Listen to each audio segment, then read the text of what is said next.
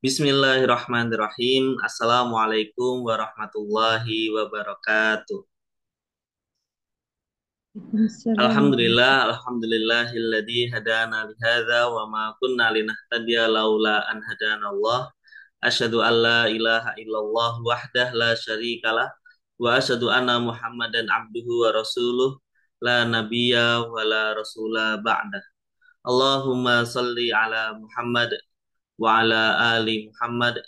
Rabbana shrah lana sudurana wa yassir lana umurana wahlul 'uqdatam min alsinatina yafqahu aqwalana.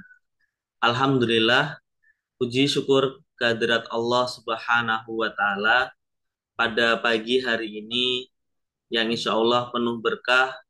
Allah Subhanahu wa taala perkenankan kita untuk berkumpul, bertemu, belajar bersama melalui daring yaitu via Zoom untuk kita ngaji online pagi, ngopi bareng PKD DIY yang membawakan tema pada pagi hari ini yaitu Usul Ishrin yang keempat, pandangan Islam tentang jimat dan perdukunan yang insya Allah dibersamai oleh Ustadz Endri Nugraha Laksana MHI. Salawat beserta salam tak lupa kita haturkan kepada Nabi Muhammad Sallallahu Alaihi Wasallam.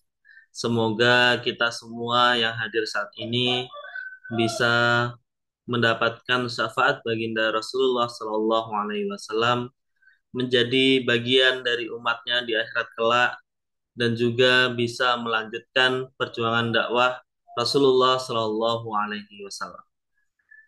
Bapak-bapak, ibu-ibu, ikhwan, akhwat sekalian yang insya Allah dirahmati oleh Allah Subhanahu wa Ta'ala, insya Allah IKDDIY setiap pekan menyelenggarakan ngaji online pagi atau ngopi bareng IKD. Maka bapak-bapak, ibu-ibu, ikhwan, akhwat sekalian bisa menyiapkan diri atau meluangkan waktunya di hari Sabtu pagi dan juga bisa mengabarkan kepada kerabat, sanak saudara, dan orang-orang di sekitar untuk ikut bergabung di ngaji online pagi setiap Sabtu pagi. Dilakukan secara daring dan alhamdulillah bersama peserta dari berbagai daerah. Ya. Baik, tanpa perlu berpanjang lebar lagi, mari kita buka ngaji online pagi pada pagi hari ini dengan membaca basmalah bersama-sama. Bismillahirrahmanirrahim. Bismillahirrahmanirrahim. Kepada Ustadz Endri Nugraha Laksana kami persilakan Ustadz. Assalamualaikum warahmatullahi wabarakatuh. Alhamdulillah alladzi lahul hamdu kullahu wa lahul mulku kulluhu wa biyadihil khairu kulluh. Wa ilaihi yarji'ul amru kulluh. Wa ashhadu an la ilaha illallah wahdahu la syarikalah fi dzatihi wa asma'ihi wa sifatih. Wa ashhadu anna Muhammadan abduhu wa rasuluhu afdalu makhluqatih. Allahumma salli wa sallim wa barik ala sayyidina Muhammadin wa ala alihi wa ashabihi al-muqtadina bihi fi kulli halatih. Amma ba'du fa ya ibadallah usikum wa nafsi bitaqwallah wa tazawwadu fa inna khairaz zadi taqwa. Alhamdulillah, hadirin yang dirahmati Allah Subhanahu wa taala. Pagi hari ini kita masih dianugerahi kesehatan, kesempatan dan keimanan sehingga bisa bertemu kembali dalam acara ngopi bareng IKD yang memasuki prinsip yang keempat. Semoga kehadiran kita di forum ini akan menjadikan sebab turunnya rahmat, maghfirah, barokah, ridho dari Allah Subhanahu wa Ta'ala. Salawat dan salam kita haturkan kepada uswatun hasanah kita Nabiullah Muhammad Sallallahu Alaihi Wasallam, kepada para keluarga, para sahabat, dan para pengikut beliau ila yaumil qiyamah. Pagi ini kita memasuki prinsip yang keempat.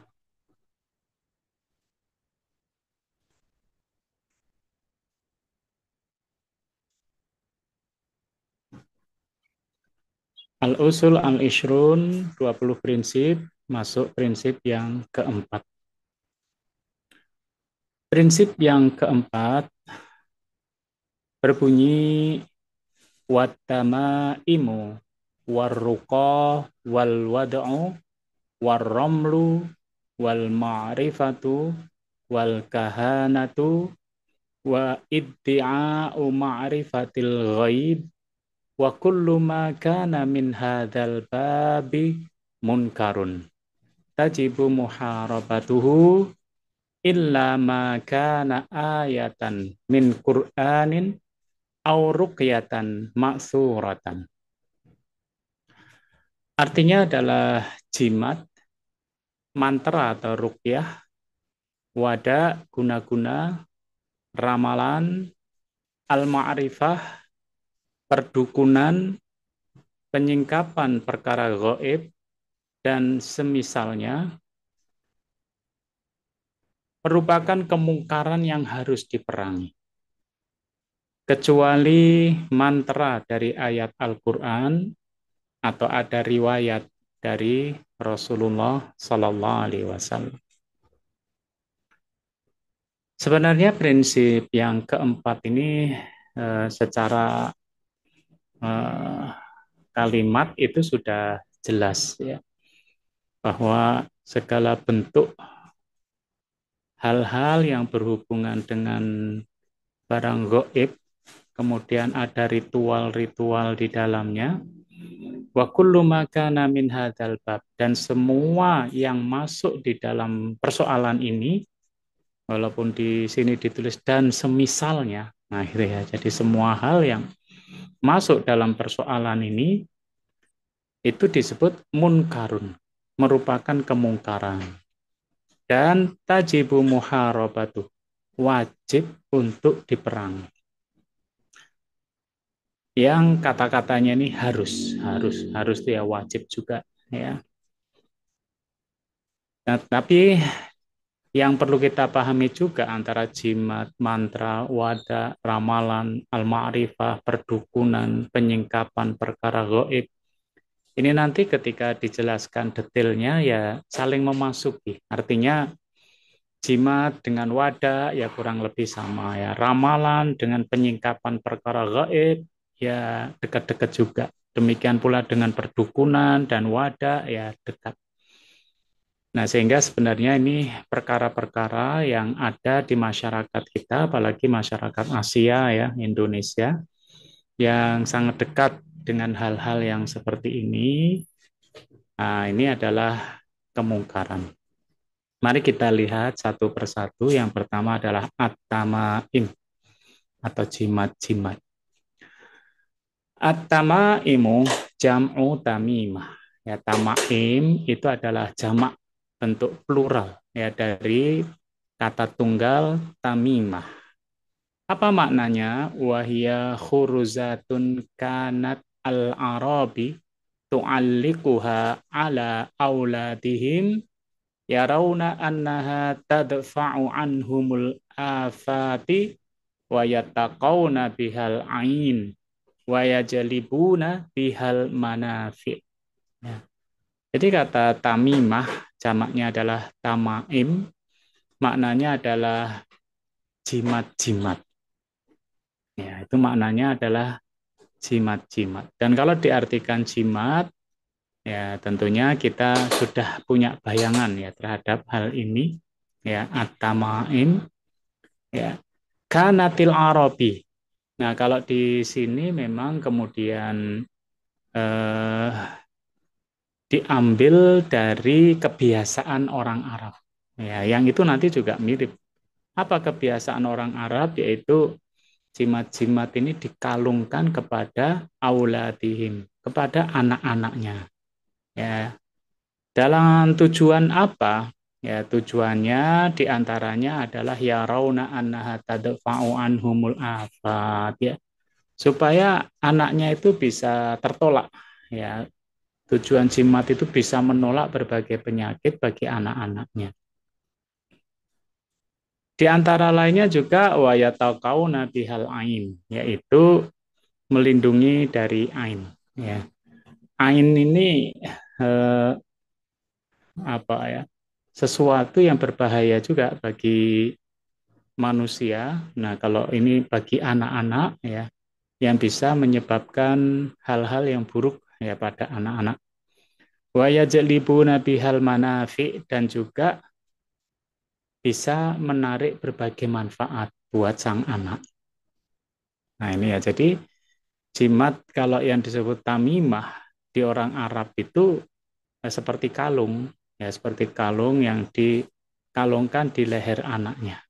Ya, tetapi di kalung itu tidak sekedar kalung melingkar itu, ada rapalan ya, jimat-jimat yang dengan tujuan itu menolak penyakit, melindungi dari ain, dan bisa menjaga kesehatan dan keselamatan ya di anaknya. Rasulullah SAW sudah bersabda, man ta'allaqa tamimatan fala atamallahu lahu. Barang siapa yang menggantungkan tamimah, jimat, maka Allah tidak akan menyelesaikan urusannya. Nah, sehingga tamimah ini tentunya dilarang ya. Dan lebih tegas lagi adalah Rasulullah SAW bersabda dalam hadis yang diriwayatkan oleh Ahmad juga, man allaqa tamimatan faqad asyrak. Barang siapa yang menggantungkan tamimah atau jimat, maka dia telah berbuat syirik. Nah, jadi pola-polanya seperti itu ya. Dan ini pola pertama, yaitu berhubungan dengan sesuatu yang supranatural. Nanti tolong dibedakan ya. Nanti terus orang bilang, lah itu ada jantung buatan ya, ada kemudian alat untuk cuci darah yang ditempelkan ke tubuh. Lah apakah itu tamimah? Apakah itu juga jimat? Nah, ini berbeda karena model-model seperti ini adalah model-model yang berhubungan dengan dunia supranatural. Artinya pertama berhubungan dengan hal-hal gaib gitu ya. Yang kedua adalah dia itu eh, tidak ada hubungan sebab akibat. Sunnatullahnya nggak ada. Ya. Nah, ini yang disebut dengan dunia supranatural ya. Dunia supranatural yang nggak bisa dijangkau dengan indera kita, dan kemudian apa sebab akibatnya? Nggak ada. Sementara pengobatan yang dari sisi medis yaitu ada sebab akibatnya, misalkan jantung buatan ya kan, kemudian cuci darah yang ditempel di tubuh juga, atau hal-hal lain. Nah, itu tidak ada hubungannya dengan supranatural, tapi itu adalah medis yang berhubungan dengan eh, perkembangan teknologi. Ya, jadi berdasarkan eh, jangkauan akal pikiran manusia. Nah, bedanya di situ ya. Jadi nanti kadang orang tuh membuat fatwa lah itu sama aja kok dengan apa, orang itu nanti jantungnya dioperasi diganti, atau kemudian dia ginjalnya itu dicangkok, ya sama aja. Enggak sama ya, karena model jimat kayak gini ini enggak ada hubungan sebab akibat, hubungannya dengan alam gaib. Maka ketika kemudian menggantungkan harapan kepada itu, nah itulah perbuatan syirik ya. Walaupun kemudian kalau ketika kita itu eh, jantung kita klepnya diganti, atau kita donor ginjal atau cuci darah pakai alat itu, ya kemudian kita punya keyakinan bahwa hidup kita itu tidak kepada Allah tetapi digantungkan pada alat-alat itu, yaitu bisa masuk syirik juga. Iya. Jadi dengan keyakinan seperti itu. Tetapi perbedaannya dengan ini ya ini sudah jelas-jelas perbuatan syirik. Kalau yang sebelahnya tadi yang dengan ilmu pengetahuan sebagian menyebutnya syirik khafi. Ya syirik yang tersembunyi. Ya karena sebenarnya itu bisa dicerna dengan ilmu pengetahuan dan akal manusia. Ya. Nah, makanya disebutkan syirik. Dan model-modelnya diantaranya adalah yang dikalungkan dengan jambi-jambi. Tapi di masa Rasulullah SAW, ya, itu diriwayatkan dari Al Hasan, dari Imran bin Husain, ya Rasulullah SAW melihat ada sebuah gelang dari kuningan. Nah, jadi bisa kalung, bisa juga gelang. Ya. Rasulullah bertanya, apa ini? Laki-laki itu menjawab, ini untuk menghindarkan dari penyakit yang melemahkan. Maka Rasulullah SAW itu kemudian mengatakan, sesungguhnya gelang itu nggak akan bertambah bagimu kecuali penyakit lemah, wahan. Karena memang nggak ada hubungan sebab akibatnya. Ya, jadi dia akan menambah bagi orang itu adalah kelemahan. Ya, wahan. Wahan itu sendiri ya bisa bermakna secara fisik, bisa bermakna secara mental. Ya. Secara mental bisa jadi orang itu kemudian nggak percaya diri kalau nggak pakai gelang itu, nggak percaya diri kalau nggak pakai kalung itu. Ya. Dan sesungguhnya jika engkau mati, engkau akan tahu bahwa memakai gelang itu akan membuat engkau mati tidak dalam keadaan suci. Ya, nah jadi pakai kalung, pakai gelang, ya. Kalau di dunia lain, tidak di Arab, misalkan di Indonesia itu ya bisa juga itu adalah susuk ya, yang dianggap memberi manfaat. Misalkan kekebalan, misalkan dengan susuk itu orang akan menjadi kelihatan lebih muda, ya kan? Kemudian untuk menarik lawan jenis, memberikan kenikmatan. Nah, itu semua juga disebut dengan tamimah, ya. Yang itu berbeda. Loh, kamu juga pakai make up misalkan ya, atau pakai pembersih muka. Nah, itu berbeda ya. Jadi semoga kita bisa membedakan antara yang supranatural, alam goib dan tidak ada hubungan sebab akibat dengan alam zohir ya. Yang itu ada hubungan sebab akibat sunnatullah.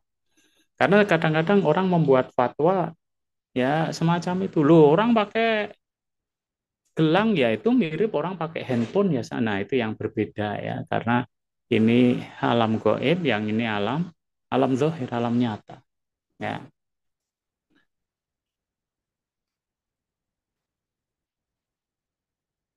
Nah ini dari Uqbah bin Amir dia mengatakan mendengar Rasulullah SAW bersabda man ta'allaqa tamimatan ya barang siapa menggantungkan jimat ya fala atamallahu lahu maka Allah tidak akan menyelesaikan urusannya.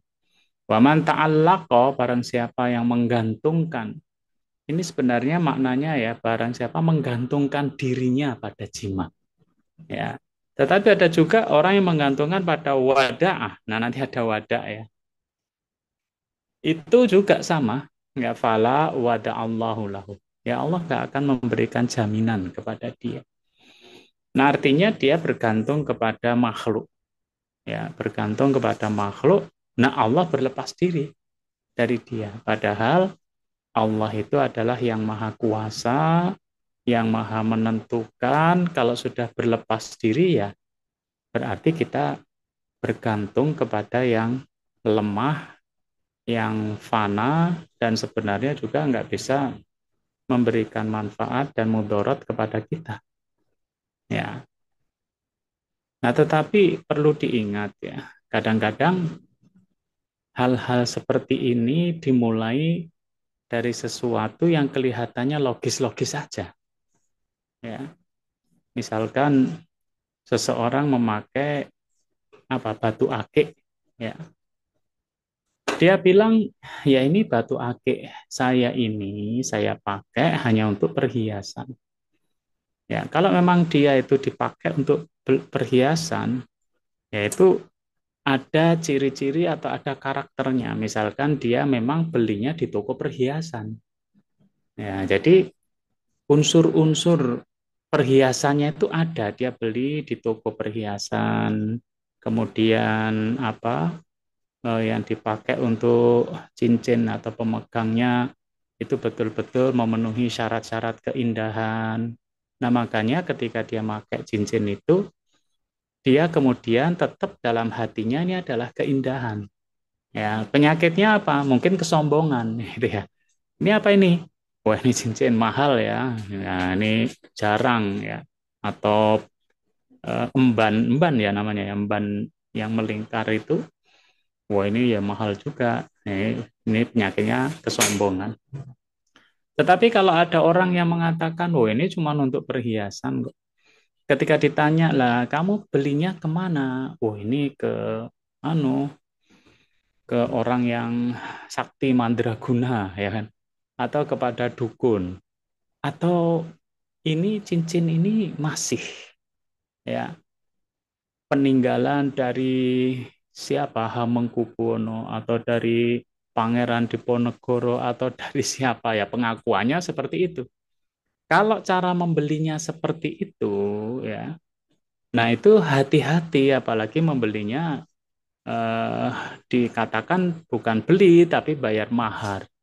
Yang maharnya juga dilihat dari cincin dan embannya itu sebenarnya ya nggak signifikan. Harganya begitu mahal.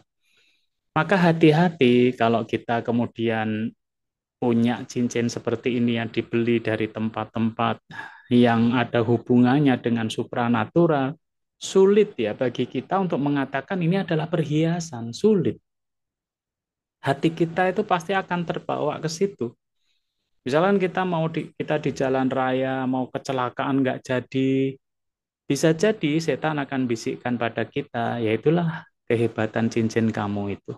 Tidak lagi kita menganggap atau berkeyakinan bahwa yang menyelamatkan diri kita adalah Allah Subhanahu wa taala. Nah itu ya. Jadi jangan mengatakan wah cincin ini perhiasan kok lah kamu belinya di mana. Itu mempengaruhi niat. Makanya kalau misalnya kita beli keris, untuk apa? Untuk menyembelih binatang kurban. Wah, ada nggak ya keris untuk menyembelih?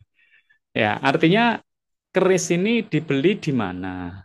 Ada historisnya enggak? Kalau enggak ada, misalkan dia untuk perhiasan, untuk perayaan 17 Agustus karena harus pakai baju Jawa, atau dia itu untuk eh, apa ada acara di kantor yang mengharuskan pakai baju Jawa. Nah, itu orang akan meletakkan keris itu memang sebagai bagian nggak terpisahkan dari tradisi memakai baju Jawa.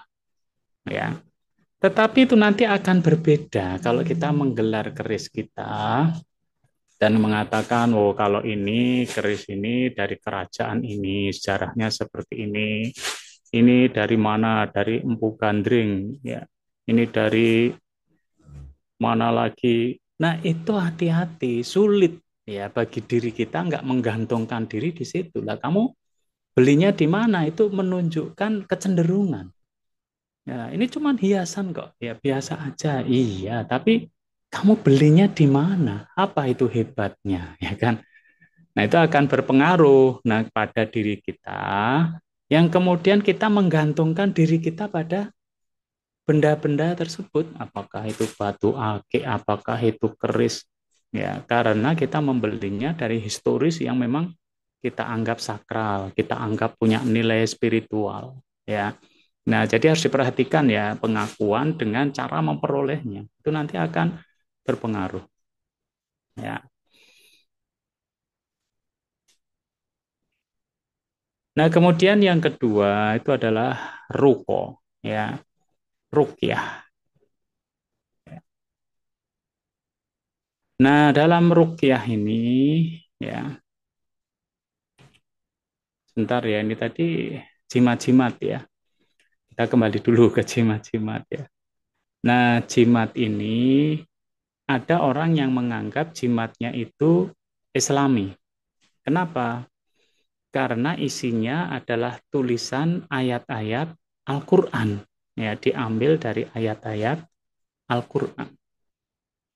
Mayoritas ulama itu mengatakan bahwa itu mayoritas ulama berbeda pendapat kalau seperti itu. Ya, misalkan kita memasang di rumah kita ayat kursi. Ya, tapi kita juga punya keyakinan bahwa ini memiliki fadilah, ya, memiliki keutamaan-keutamaan, mempunyai nilai-nilai spiritual. Ya, sebagian ulama membolehkan. Ya.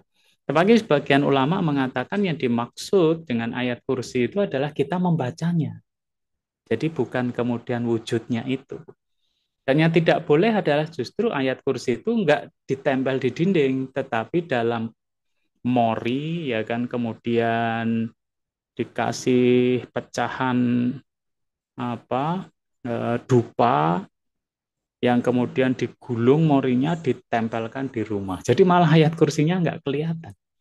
Nah itu yang nggak boleh karena akhirnya kita menggantungkan diri kepada bendanya, bukan kemudian mengamalkan ayatnya. Ya, nah itu termasuk jimat juga. Ya. Tetapi kalau dia ada tulisannya surat Al-Baqarah atau Ar-Rahman atau Al-Mulk, ya, nah sebagian membolehkan atau Yasin, ya. Walaupun itu juga benda, tetapi tulisannya nampak, ya, tulisannya nampak terpasang di dinding atau hiasan, nah itu boleh. Dengan kita punya keyakinan ada fadilahnya, ya boleh. Yang nggak boleh adalah barangnya tulisannya aja nggak kelihatan, ya. Atau dia Al-Quran apa katanya Al-Quran Istanbul, jadi Al-Quran yang bentuknya kecil dikalungkan di leher nggak pernah dibaca isinya apa, ya. Nah itu dilarang karena kita menggantungkan bukan ayat-ayat Allah tapi malah bendanya, ya, bergantung kepada bendanya. Apalagi kemudian dia dijadikan raja, artinya ayat Al-Quran itu ditambah huruf-huruf Arab yang kemudian kalau dibaca ya tidak seperti ayat yang sesungguhnya dari Al-Quran. Ya, jadi raja, nah itu jelas-jelas sama, itu namanya jimat. Ya. Nah, jimat-jimat di Indonesia ini ya macam-macam. Ya. Ada jimat misalkan tali pocong, ya. Ada taring raja babi hutan yang katanya untuk kekebalan, ya. Tadi ada raja-raja, ya, yang dicampur antara ayat Quran dengan mantra-mantra, ya. Tadi yang gelang itu juga ada kalung, ya, ada juga yang namanya kalung pinang sinawar, ya. Itu juga apa jimat-jimat yang biasa dipakai oleh masyarakat, ya. Nah, itu tambahan sedikit, ya. Kemudian adalah arruko, ya, arruko itu bisa diartikan adalah mantra, ya. Arruko mantra. Arruko jam'u ruqyah. Ya, ruko itu adalah bentuk jamak dari ruqyah. Artinya adalah al-audzah, at-ta'widah, yaitu jampi atau yang sejenisnya. Nah, kata jampi ini sebenarnya bisa diartikan semacam mantra, ya kan?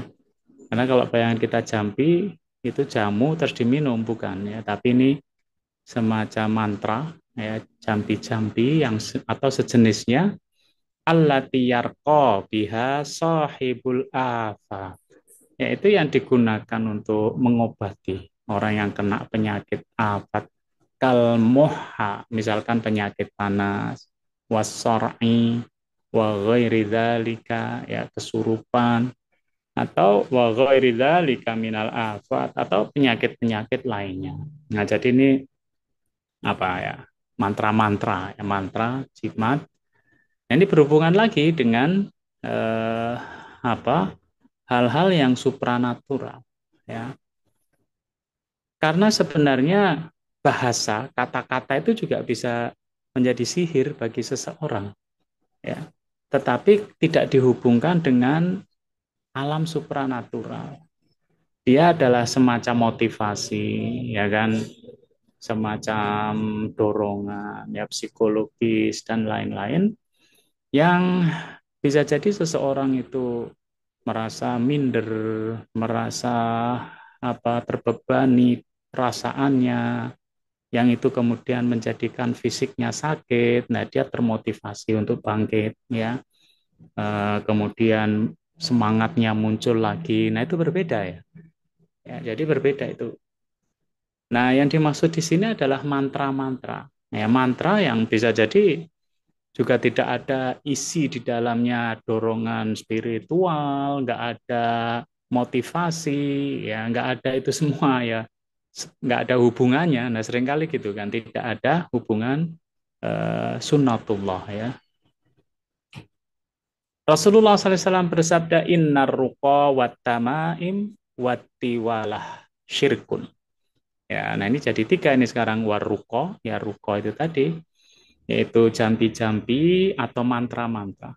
Ya, kalau dukun-dukun Jawa, dukun pijat itu juga mbah-mbah gitu ya kadang-kadang mengeluarkan mantra-mantra yang nggak ada hubungannya dengan motivasi, nggak ada hubungannya dengan dorongan dan lain-lain nggak ada.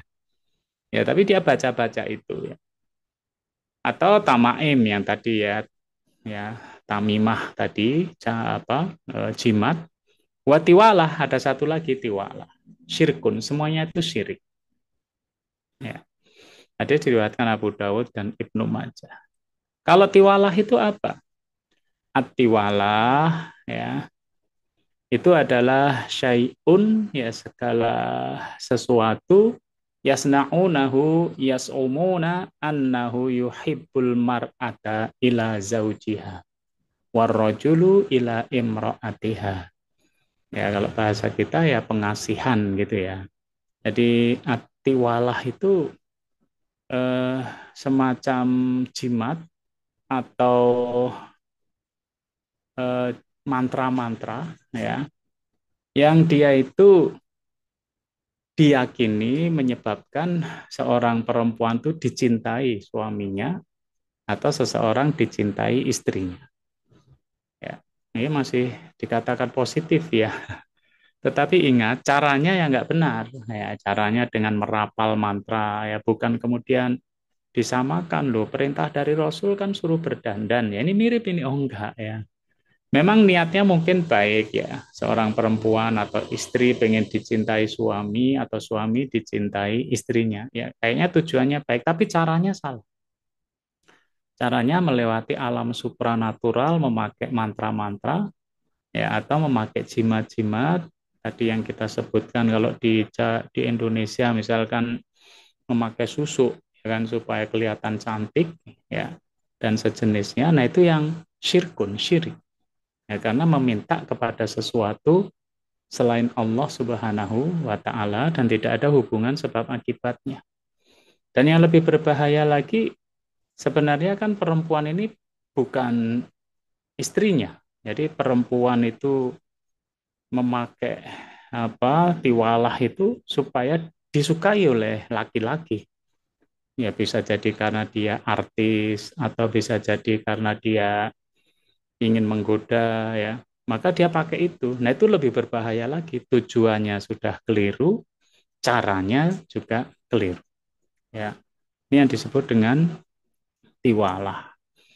Nah, kalau bahasa-bahasa di Indonesia itu ada namanya pelet. Ya, jadi ada pelet ya.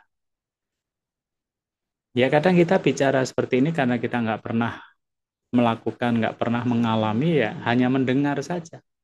Ya hanya mendengar saja. Tetapi kalau dari syariat ya Rasulullah aja menyebut tiwalah itu ada, berarti ya proses seperti ini ada.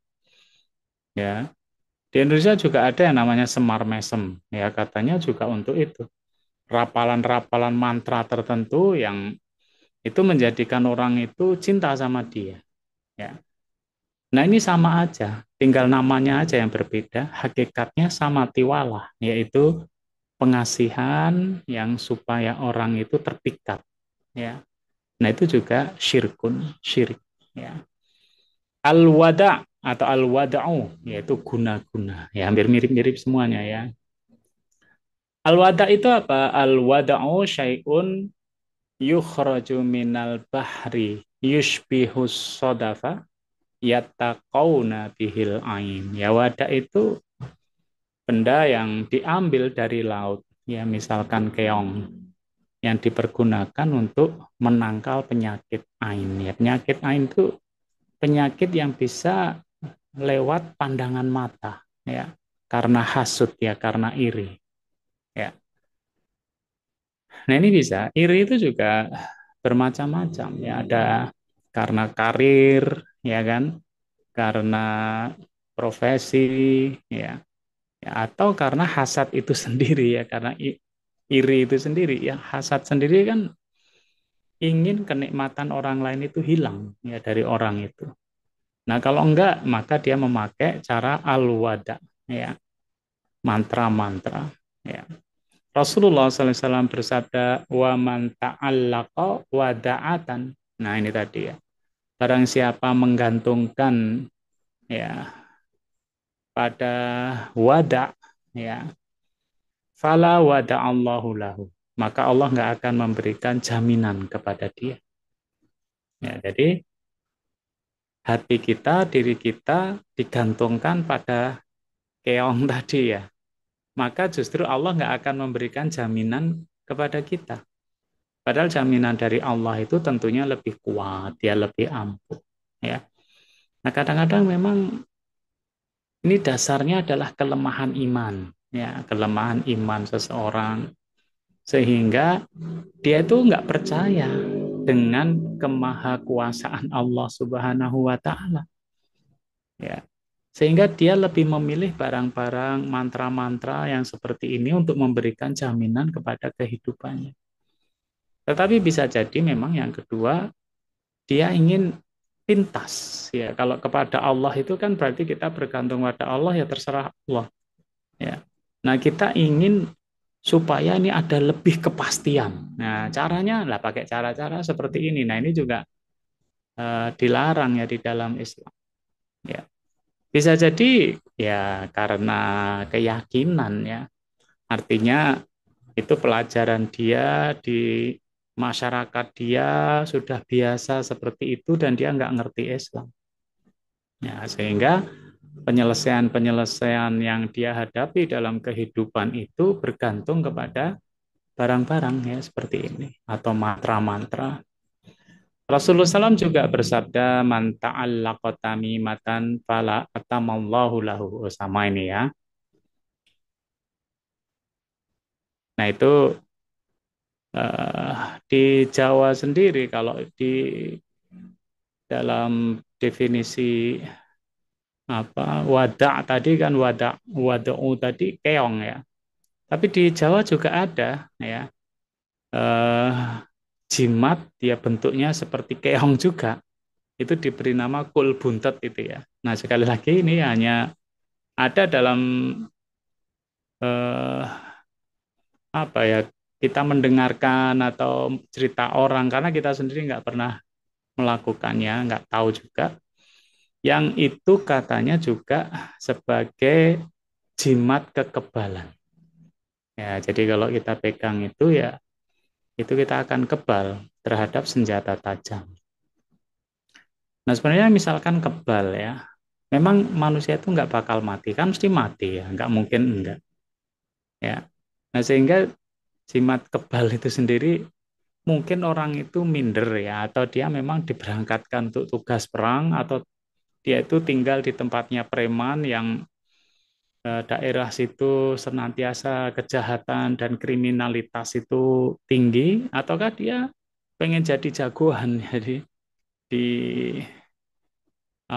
kebal dirinya kalau apa dipukul atau dibacok sama senjata tajam. Nah, ini perlu diingat bahwa sampai hari ini nggak ada orang yang hidupnya nggak mati-mati gara-gara dia memakai jimat semacam ini, nggak ada, ya. Jadi semuanya pasti akan menemui kematian. Ar-Ramlu, yaitu ramalan, ya. Rasulullah SAW telah bersabda, laisa minna man tatoyyara au tutoyyira lahu au takahana au tukuhina lahu au sahara au suhira lahu.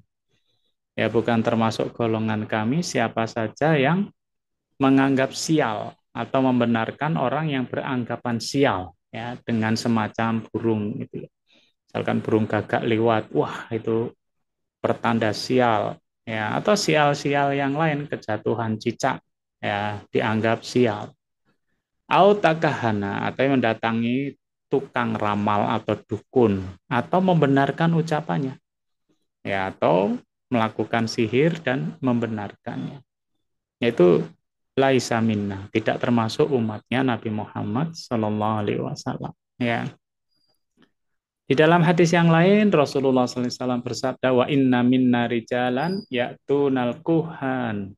Di antara kami ada yang mendatangi para tukang ramal. Maka Rasulullah SAW mengatakan, fala ta'tihim. Ya, enggak boleh ya mendatangi tukang ramal. Rasulullah SAW juga bersabda, man ata arrafan. Nah ini pemakaian istilahnya ya. Ada kahanah, dukun, arrafan. Itu di pengantar saya tadi ya, ini saling memasuki. Barang siapa mendatangi tukang ramal, fas'aluhu, dan dia bertanya tentang sesuatu, lam tuqbal lahu sholatun arba'ina lailatan. Sholatnya nggak diterima 40 hari lamanya. Ini kalau bagi orang yang nggak sholat, ya lumayan dapat korting 40 hari, nggak usah sholat sekalian. Tapi bagi orang yang ngerti sholat itu wajib 40 hari nggak diterima, ya luar biasa. Ya. Nah, makanya mendatangi dan bertanya. Ya. Maka kita tidak boleh mendatangi tukang ramal, bertanya pada dia. Barang siapa yang mendatangi dukun atau tukang ramal, lalu membenarkan. Nah, kalau tadi cuma mendatangi ya dan bertanya, ini mendatangi dan membenarkannya. Fasaddaqahu bima yaqulu, terhadap apa yang dia omongkan. Faqad kafara, maka dia telah kafir, kufur bima unzila ala Muhammadin, pada apa yang diturunkan pada Nabi Muhammad, yaitu mengkufuri Al-Qur'an. Ya. Nah, jadi kita datang bertanya nggak boleh. Ya, datang membenarkan. Nah, itu lebih parah lagi, ya.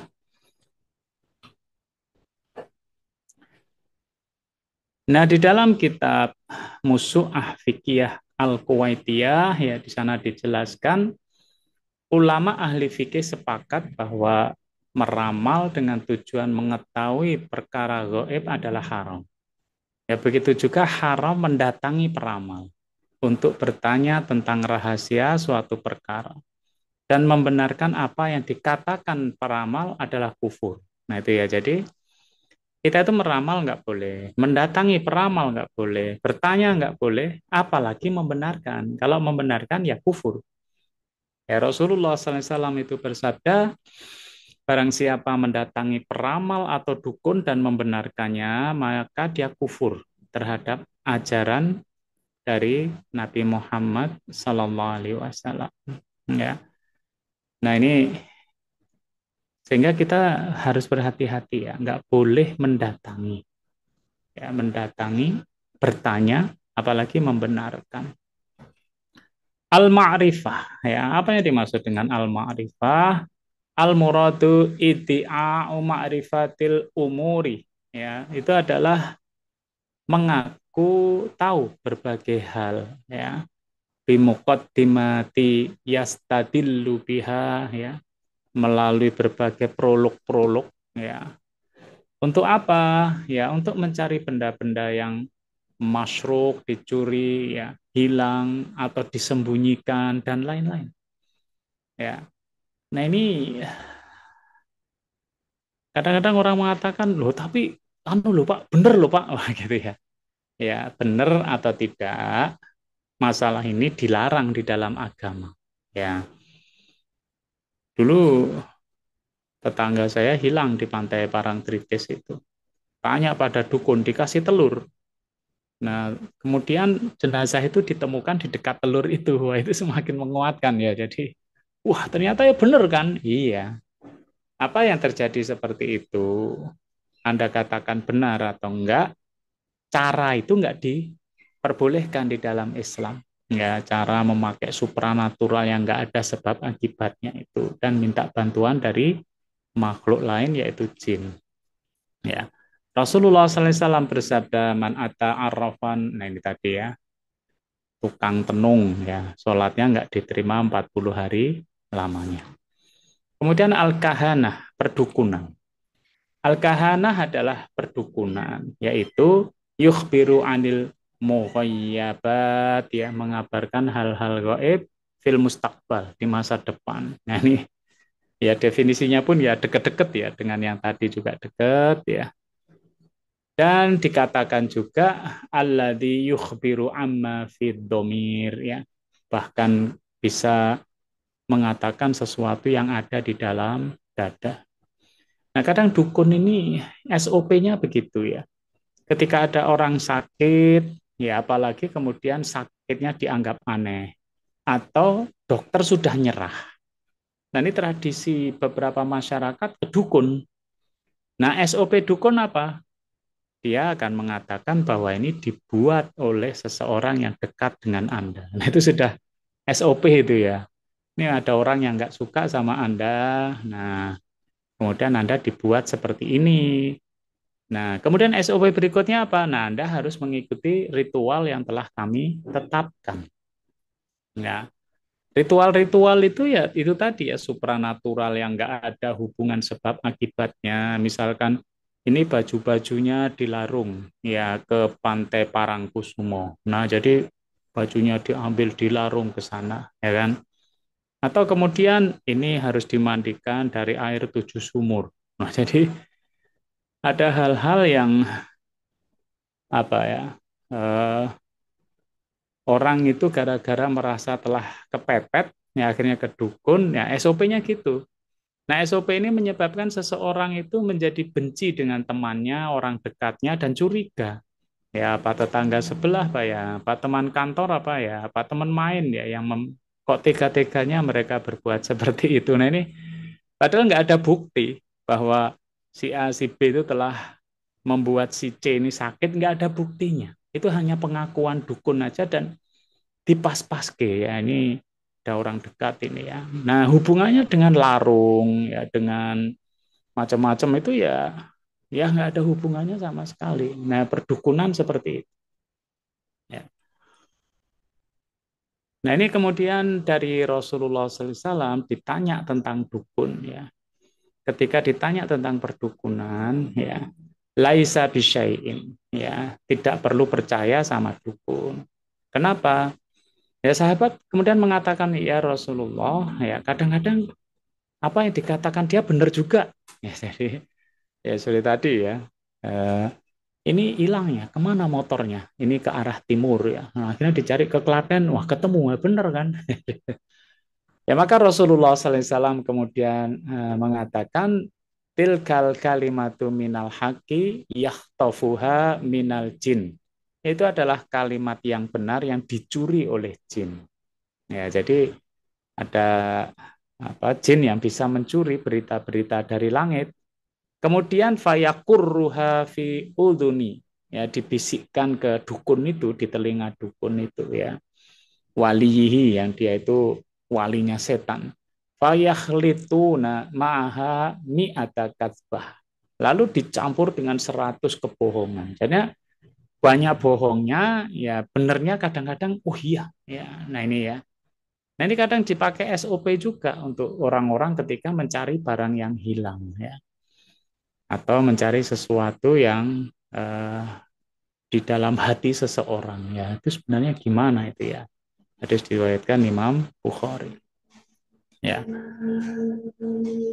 Nah ini Rasul mengancam orang yang percaya sama dukun ya, kafara bima unsila ala Muhammad tadi ya, dia telah kafir dengan apa yang diturunkan kepada Nabi Muhammad sallallahu alaihi wasallam. Di antara bentuk perdukunan adalah nujum, yaitu astrologi.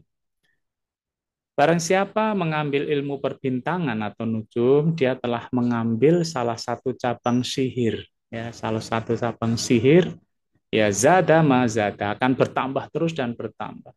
Tapi yang perlu diketahui, nujum ini beda dengan hisab, ya kan? Kalau nujum ini adalah mempelajari ilmu perbintangan dihubungkan dengan nasib orang. Kalau hisab mempelajari perjalanan benda-benda langit dihubungkan dengan perhitungan waktu, ya, dari hari, ya, kemudian pergantiannya bulan, ya, tahun, ya, dan lain-lainnya. Nah, jadi ini beda. Kalau hisab itu boleh, ya. Tetapi kalau nujum, nah ini yang dilarang karena itu dihubungkan dengan nasib, ya. Nah, sama ya, Rasulullah SAW melarang untuk ilmu nujum, ya. Kalau kita di tempat kita hati-hati, kadang kita juga terbawa dan seolah-olah itu jadi hiburan, misalkan zodiak, ya, ya, ilmu-ilmu perbintangan astrologi, ya, ada Aries, Taurus, Gemini, Cancer, dan lain-lainnya, ya, yang itu perjalanan langit dihubungkan dengan nasib seseorang. Kalau di hari Jawa, ya, nasib sial, ya, ada hari, ada weton yang itu dihitung dan hitungannya itu dihubungkan dengan nasib seseorang, ya, baik atau buruk. Dan yang terakhir adalah iddi'a'u ma'rifatil ghaib, yaitu penyingkapan perkara-perkara yang ghaib, ya. Ya, macam-macam kalau sudah seperti ini, ya, penyingkapan perkara yang gaib seperti tadi yang di depan. Ya, kalau di tempat kita juga ada orang bisa kemudian mengantarkan kita jadi kaya, keyakinannya gitu. Misalkan pesugihan Gunung Kawi, ada pesugihan Gunung Kemukus. Ya, dua-duanya itu melalui ritual yang berbeda. Pesugihan Gunung Kawi yang itu konon harus mengorbankan manusia. Pesugihan Gunung Kemukus yaitu harus melakukan ritual berhubungan bukan dengan istrinya. Nah, keyakinan-keyakinan itu jelas menyimpang, ya, jelas tidak benar, ya, walaupun kadang-kadang orang merasa wah ini rezeki saya yang sulit, ya, itu nggak benar. Maka wa kullu makana min hadzal bab mungkarun tajibu muharabatu. Semua yang masuk dalam bab ini mungkar dan harus diperangi. Bentuk-bentuknya pertama supranatural berhubungan dengan hal gaib dan tidak ada sunatullahnya, nggak ada hubungan sebab akibat, ya. Jadi jangan dihubung-hubungkan dengan yang zohir, yang dia hasil dari ilmu pengetahuan, nanti nggak ketemu, ya kan? Uang orang pegang jimat ya sama, kamu pegang HP ya sama, ya itu ya nggak benar, ya. Karena yang satu ini jelas supranatural, ya. Tidak ada hubungan sebab akibat. Ya kalau pegang HP ya dia tuh zahir nyata dan ada hubungan sebab akibat. Walaupun kemudian kalau ya tapi dia itu kan bisa jatuh kesyirikan karena hanya mengandalkan HPI, ya, tapi beda syiriknya. Ya ini syirik akbar, syirkul akbar ini bisa jadi syirik khofi, ya, syirik yang tersembunyi. Yang kedua adalah menghamba kepada makhluk-makhluk gaib, ya. Nah, termasuk yang ketiga adalah meminta tolong kepada makhluk gaib untuk memenuhi hajatnya. Nah, jadi mereka itu meminta tidak kepada Allah, tetapi kepada makhluk-makhluk gaib, nggak benar. Orang Arab itu, Arab lama itu ketika dia perjalanan jauh, malam, kemudian bermalam di sebuah lembah, dia akan berdoa, ya, a'udzu bisayyidi hadzal wadi, ya, minal jin. Saya berlindung kepada penguasa lembah ini dari kalangan jin. Nah, itu nggak boleh. Ya. Harusnya meminta tolong itu kepada Allah Subhanahu wa taala. Lah tapi kamu kadang minta tolong kepada Pak polisi. Nah, itu beda lagi, ya. Jadi dia tidak masuk bab akidah, ya. Dia minta tolong pada polisi misalnya kemalaman atau mencari alamat. Nah, silahkan aja, tetapi meminta kepada hal-hal yang gaib. Nah, ini harus dibedakan, ya. Yang empat, melakukan ritual-ritual atau dengan mantra-mantra, ya. Nah, hati-hati, ritual ini nggak ada hubungan sebab akibat. Mantra-mantra juga gitu, ya. Nah, bentuk-bentuknya seperti ini yang dikatakan, ya, wa kullu makana min hadzal bab, dan yang semisal dengan itu. Nah, itu yang harus dicermati, ya. Supranatural, menghamba, minta tolong, melakukan ritual, memberikan persembahan-persembahan dan meyakini kesaktian benda-benda tersebut, ya. Illa ma kana ayatan min Qur'anin au ruqyata ma'suratan. Ya, yang boleh itu apa? Mantra dari ayat Al-Qur'an atau riwayat dari Rasulullah SAW. Maka Asyuyuti itu mengatakan ulama sepakat ruqyah ya yang seperti tadi semua di atas itu boleh dengan tiga syarat. Pertama, menggunakan firman Allah. Jadi pakai ayat-ayat Al-Qur'an itu diperbolehkan ya.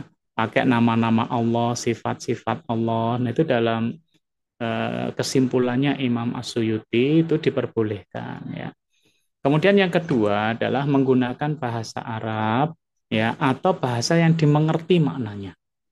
Ya, jadi tidak kemudian ada bahasa asing ya, bahasa yang nggak jelas, bahasa yang dibolak-balik ya. Nah, ini yang tidak diperbolehkan. Yang ketiga, meyakini bahwa ruqyah itu tidak berpengaruh secara mandiri, artinya ini Allah mau berkehendak apa aja bisa kita lawan ya. Jadi itu semuanya ya karena takdir dari Allah Subhanahu wa taala.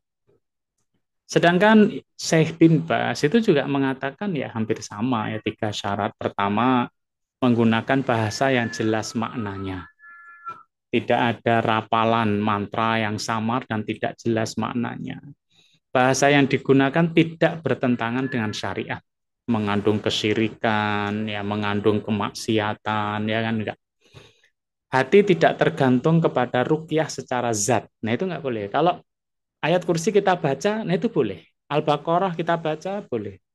Tapi kalau kemudian dikumpul, ditaruh, ditulis sebuah kain, kemudian kainnya digulung, kemudian digantungkan di jadi apa kalung, nah itu yang nggak boleh karena kita bergantung pada bendanya, ya bukan kepada nilai-nilai spiritual ritual yang diperbolehkan di dalam Islam, ya.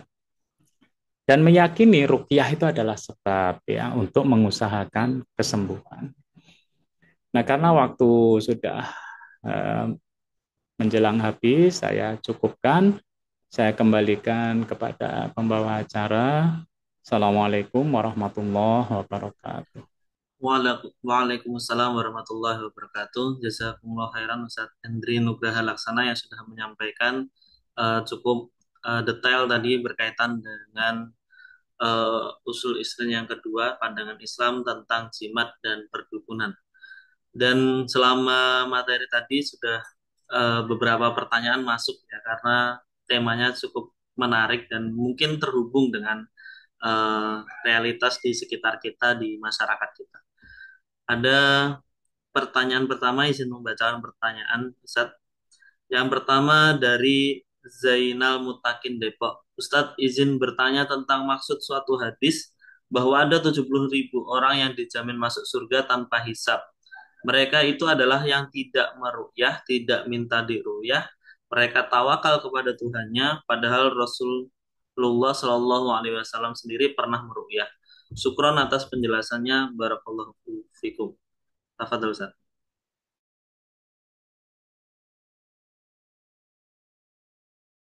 Afwan Ustaz, mic-nya masih belum menyala. Jadi tadi kita jelaskan ruko atau rukyah, jampi-jampi atau mantra-mantra, yaitu sebenarnya eh, mengandung kesyirikan itu tidak boleh. Ya, jadi mantra itu boleh. Pertama, nggak boleh mengandung kesyirikan. Misalkan ditujukan kepada selain Allah, ya. Tadi ya misalkan A'udzu bisayyidi hadzal wadi minal jin. Aku berlindung pada penguasa lembah ini dari kalangan jin. Ya. Nah, itu ditujukan pada selain Allah. Itu nggak boleh rukyah itu. Yang kedua, ya, bahwa dia tidak mengandung kalimat-kalimat yang tidak dimengerti. Ya. Kalau zaman kita kecil itu ada abrakadabra, simsalabim. Nah, jadi itu apa itu maknanya ya? Dan yang semisalnya. Nah, itu nggak boleh. Nah, rukyah yang diperbolehkan adalah min ayatin Quran. Jadi dari ayat-ayat Al-Quran. Nah, itu yang diperbolehkan. Apalagi jelas-jelas misalkan sahabat itu kena demam, kemudian oleh sahabat lain diambilkan air putih, dibacakan Al-Fatihah, ditiupkan, diminumkan, sembuh. Ya, nah itu diperbolehkan. Kita membaca surat Al-Baqarah untuk menghindari apa eh, setan ya yang ada di rumah kita. Nah, itu diperbolehkan. Atau yang lainnya adalah ruqyah maksurah. Ruqyah maksurah itu ya ada tuntunannya dari Rasulullah SAW. Artinya hal-hal yang supranatural itu harus dari Al-Quran dan ada tuntunan dari Rasulullah SAW amaliyahnya. Nah itu boleh. Demikian. Baik, jazakumullah khairan Ustaz atas jawabannya. Selanjutnya dari Diana. Afan Ustadz, bagaimana dengan orang yang memakai gelang dan kalung kesehatan mengandung ion nano atau infrared yang saat ini banyak beredar di masyarakat? Apakah itu juga termasuk ke dalam kesyirikan? Ya kalau bagi saya yang terpenting itu ditanyakan kepada ahlinya ya. Artinya dokter-dokter medis. Bagaimana? Karena kita tidak mempunyai ilmunya. Benar nggak secara medis itu bisa berpengaruh terhadap kesehatan kita? Atau sebenarnya yaitu ya namanya juga bisnis ya kan. Nah itu ya. Nah itu yang terpenting di situ. Baik Ustadz, jazakumullah khairan. Selanjutnya dari Sukailan M. Ustadz, mohon pencerahan, akhir-akhir ini banyak tokoh masyarakat dengan alasan nguri-nguri budaya sebagai penjamas atau memandikan pusaka, keris, tombak, dan lain-lain. Dengan mantra-mantra katanya dari Quran. Sebagai awam saat yang bersangkutan sebagai imam sholat, apakah kita boleh menjadi makmum? Ya. Itu tadi yang saya sebutkan ya. Pertama dia itu mendapatkan benda-benda tadi itu alasannya apa ya? Dapat pusaka, keris, tombak, itu alasannya apa? Kalau memang dia untuk nguri-nguri budaya, ya bisa beli di Malioboro, ya kan? Bisa beli di Pasar Beringharjo, nah gitu kan. Tetapi kalau dia beli ini ada historisnya dari kiai siapa, ada historisnya dari itu sudah cara membelinya aja sebenarnya menipu ya. Kalau dia mengatakan hanya sekedar nguri-nguri kebudayaan ya. Yang kedua, dia menjalankan ritualnya ya. Yang itu juga nggak ada sebab akibatnya. Misalkan tiap satu suro itu dijamas ya, dibasuh. Ya kenapa harus nunggu satu suro? Dan kenapa harus pakai kembang? Ya kalau memang dia biar tajam ya pakai gerinda lah atau apa namanya itu ya untuk menajamkan tombaknya atau dikasih minyak apa supaya nggak karatan. Nah itu dua cara itu aja udah menunjukkan dia nguri-nguri kebudayaan ataukah sebenarnya dia justru meniru apa yang sudah dilakukan orang-orang yang tersesat sebelumnya, keliru sebelumnya.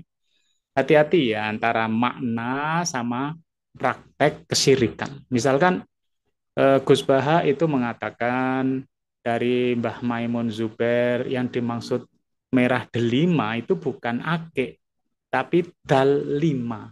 Dal lima itu huruf dal, ada lima, itu terdapat dalam surat Al-Ikhlas karena belakangnya dal semua. Qul huwallahu ahad, Allahus samad. Nah, itu dal semua artinya tauhid.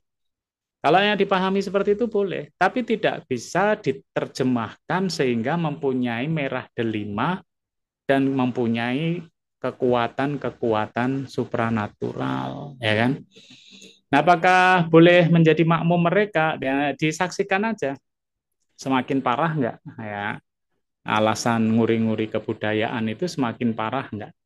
Semakin parah kesyirikannya enggak? Kalau iya ya enggak usah. Ya enggak usah bermakmum sama mereka. Tapi yang lebih baik lagi kan kita berdakwah juga kepada mereka, ya dibuat renung-renungan. Ini belinya di mana? Ritualnya ini gimana? Nah, itu supaya kembali ke jalan yang benar. Dan apa enggak lebih baik uang kita, biaya kita itu dipakai untuk apa menyantuni orang miskin, menyekolahkan, beri beasiswa kepada apa masyarakat yang nggak mampu dan lain-lain, gitu ya.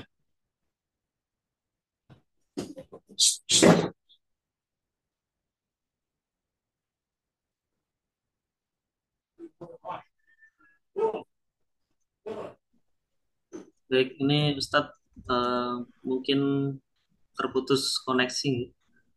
Kita tunggu sebentar kepada Bapak, Ibu, Ikhwan, Awat sekalian. Baik,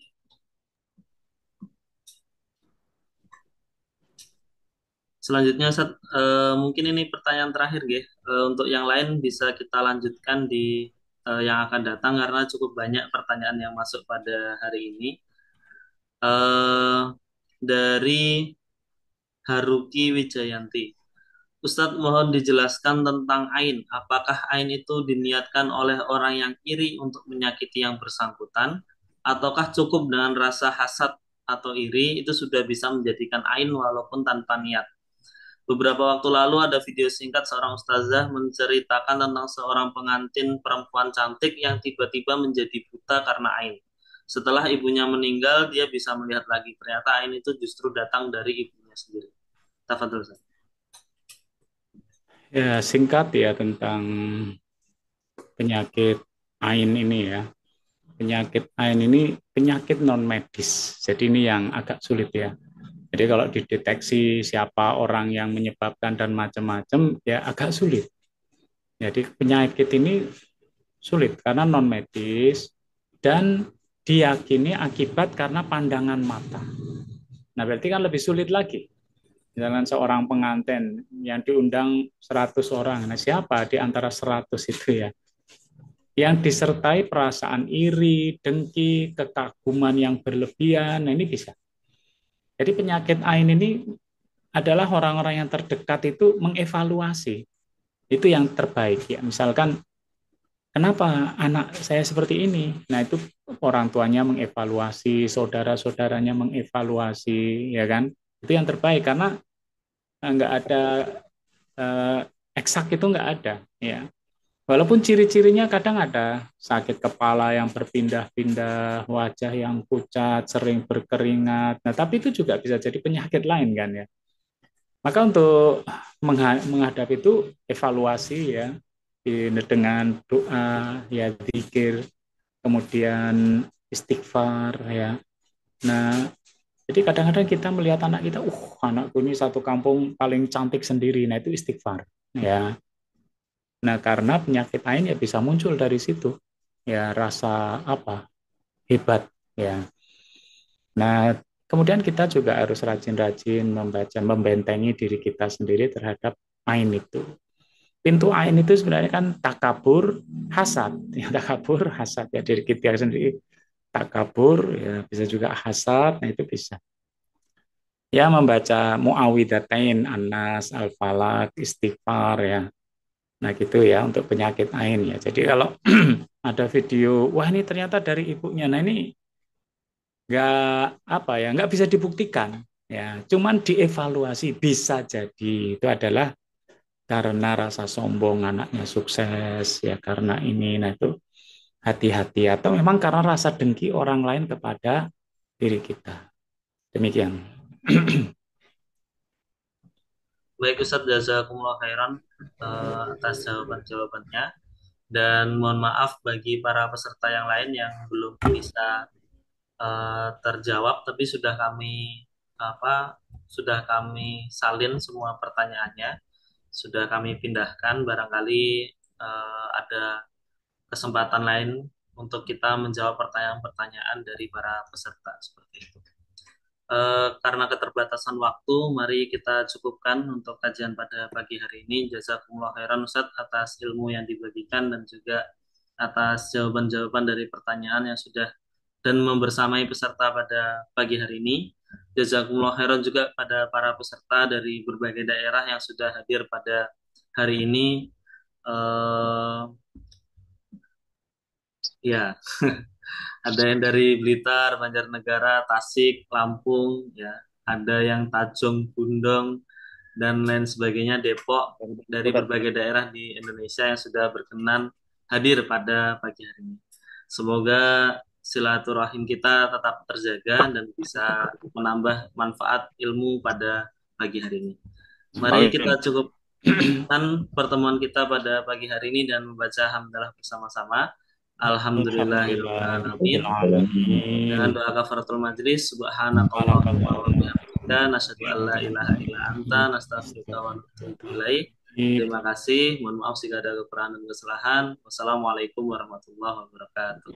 Waalaikumsalam warahmatullahi wabarakatuh. Pamit dulu. Oke. Terima kasih, Ustaz.